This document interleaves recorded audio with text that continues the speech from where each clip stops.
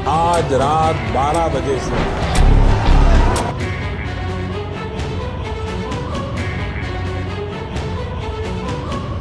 Electoral bond खरीदकर राजनीतिक दलों को चंदा और उस पैसे के इस्तेमाल की साठगांठ का खेल सब देख रहे हैं। ये देश के 125 करोड़ लोगों की जान की कीमत पर भी लिया जा सकता है। ये बात किसी को हैरान कर सकती है, कोई खिंचाई कर सकता है, लेकिन हमारे लिए तो दुख का ही कारण है। दुख इसलिए कि ये काम सरकार में बैठे लोगों ने किया, ऐसे प्रधानमंत्री की मौजूदगी में हुआ जिसके कहने पर देश थम गया। लोगों ने लाठियां खाकर भी उफ नहीं की। यहाँ तक कि इस बात के लिए भी लोग तैयार थे कि संकट से उबरने के लिए 5 किलो राशन पर जी लेंगे।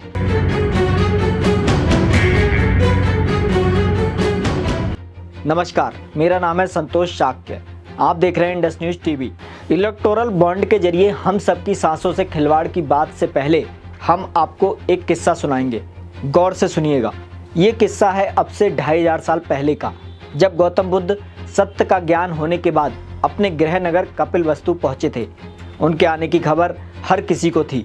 हर कोई उस सत्य को सुनना चाहता था जो बुद्ध ने जाना था। हर कोई अपने जीवन में सत्य के जरिए खुशहाली चाहता था, आम लोगों से लेकर राजा तक। इस प्रवास के दौरान एक दिन बुद्ध को शाक्य गणराज्य के महाराज शुद्धोधन के दरबार में आमंत्रित किया गया। यहाँ गणराज्य के तमाम राजा भी मौजूद थे। सबने बुद्ध को गणराज्य का महाराज बनने का आग्रह किया। बुद्ध ने पूरे विश्व में अपना मार्ग पहुंचाने के लिए इस प्रस्ताव को नहीं माना। फिर राजाओं ने पूछा, बुद्ध हमें ये बताइए कि हम कैसे राज करें, प्रजा को कोई तकलीफ ना हो और प्रजा खुशहाल रहे। इस प्रश्न पर बुद्ध ने कहा, राजनीतिक जीवन में अर्थात प्रजा का शासन करने में आपका मार्ग हमें कैसे जागरूक कर सकता है? शासन ना करके। आप जब पहली बार पिता बनते हैं तब आपको अपने शिशु से प्रेम या उसकी पीड़ा के प्रति चिंता या उसके भूखे होने का एहसास या फिर उसके रोग से बचाने के लिए प्रयत्न कौन सिखाता है? आप खुद ही ऐसा करते हैं। आप उसकी आवश्यकता को पूरे तन मन धन से पूरा करने का प्रयास करते हैं, क्योंकि आपको अपने पिता होने का स्वतः एहसास होता है। राजा को प्रजा के प्रति पिता की तरह व्यवहार करना चाहिए। इतना करते ही आपको अपने कर्तव्य समझ में आ जाएंगे और प्रजा के दुख दर्द दूर हो जाएंगे। ये छोटा सा किस्सा तब का है जब वोट डालकर कोई सरकार नहीं बनाई जाती थी और लोकतंत्र को संचालित करने के लिए व्यवस्थित संविधान भी नहीं था। क्या ऐसी ही चिंताएं आज की सरकार को नहीं करना चाहिए? हालांकि दावे तो सभी सरकारें करती हैं कि जैसे वे देश के लोगों के लिए ही जीवित हैं और उनका तो कोई स्वार्थ ही नहीं है, ना ही वे कोई लुत्फ लेते हैं। मैंने घर, परिवार, सब कुछ देश के लिए छोड़ा है। मेरे पास घर नहीं है, आज तक घर नहीं है। कुछ साल पीछे जाइए। वैसे तो हमारे यहाँ के लोगों को हर बात भूल जाने की आदत है, फिर भी याद कीजिए, याद आ जाएगा, क्योंकि बहुत ज़्यादा पुरानी बात नहीं है। हर कोई कैद में था।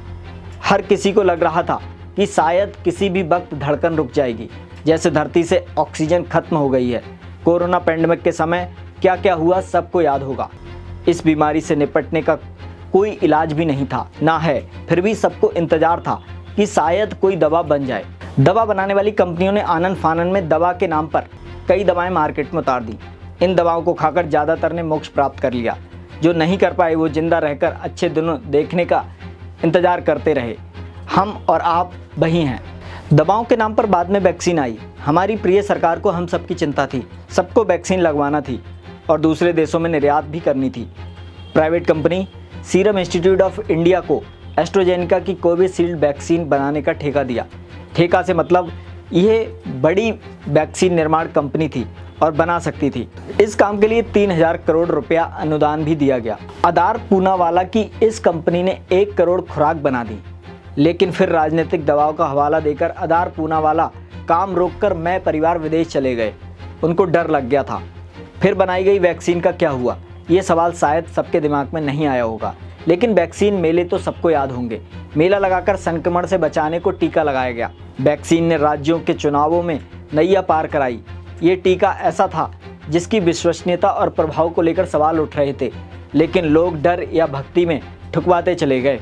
काफ़ी समय बाद आधार पूनावाला ने कहा कि हमने 1 करोड़ वैक्सीन को नष्ट कर दिया, क्योंकि उनकी क्षमता का समय खत्म हो गया था। अब सवाल ये भी उठता है कि जो लगाई गई वो कौन सी वैक्सीन थी? प्राथमिकता से तो यही वैक्सीन लगाई गई थी सबसे पहले तो स्वास्थ्य कर्मियों को ही लगाई गई। वैक्सीन सर्टिफिकेट ना होने पर नौकरी, काम धंधा, किसी भी दफ्तर, स्कूल तक में दाखिला रोक दिया गया। इसलिए तमाम लोगों ने मजबूरी में भी लगवा ली।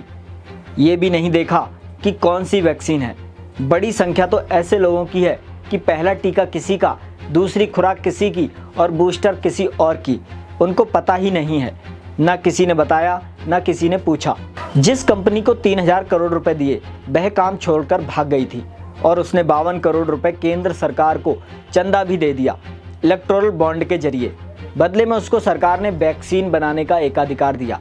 यानी सरकार, मल्टीनेशनल कंपनी, देसी कॉरपोरेट मिलकर कुछ भी कर सकते हैं और आप लोगों की जान की परवाह किए बगैर पैसे बांट सकते हैं।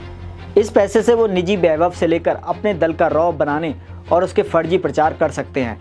अपने चमकते हुए इस कार्यालय से लेकर विधायक, MP खरीदने का काम कर सकते हैं, सरकारें पलटवा सकते हैं।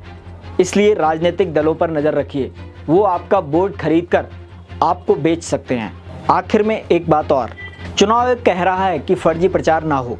हालांकि ऐसा हमेशा ही चुनाव के समय कहता ही है, कोई नई बात नहीं है। हम जानना चाहते हैं, हो सकता है आप भी जानना चाहें, वह ये, क्या चुनाव आयोग इस बात को स्पष्ट कर सकता है कि मोदी जी ने यूक्रेन वॉर रुकवा दिया था?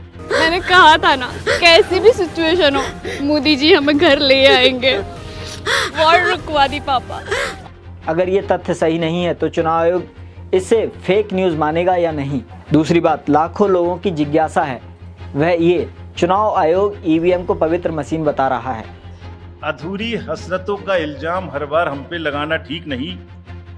वफा खुद से नहीं होती, खता EVM की कहते हो। कि जो लोग ऐसा कहते हैं कि EVM में गड़बड़ी नहीं होती है, घोटाला नहीं होता है, वो गधे की औलाद है। ये मैं सारे देश भर में बोल रहा हूँ। जबकि इस मशीन से चुनाव पारदर्शी नहीं हो सकता, ये बात सुप्रीम कोर्ट 8 अक्टूबर 2013 को अपने फैसले में कह चुका है। कोई भी मशीन दैवीय कृपा से संचालित नहीं है। क्या ये बात सच नहीं है? चुनाव के लिए हबीब जालिब की शायरी दस्तूर का छोटा सा हिस्सा पेश है। शाखों पे खिलने लगे तुमको जाऊं, रिंदों को मिलने लगे तुमको, चाक सीनों के सिलने लगे तुमको, इस खुले झूठ को, ज़हन की लूट को मैं नहीं मानता, मैं नहीं जानता। इस ओपिनियन वीडियो पर आपके विचार आमंत्रित हैं, हमें कमेंट करके बताइए और चैनल को सब्सक्राइब कर लीजिए। इस स्क्रिप्ट को लिखा था आशीष आनंद ने, कैमरे पर थे अनुभव, वीडियो को एडिट किया है हमजा नदीम ने। देखते रहिए इंडस्ट न्यूज़ TV। नमस्कार।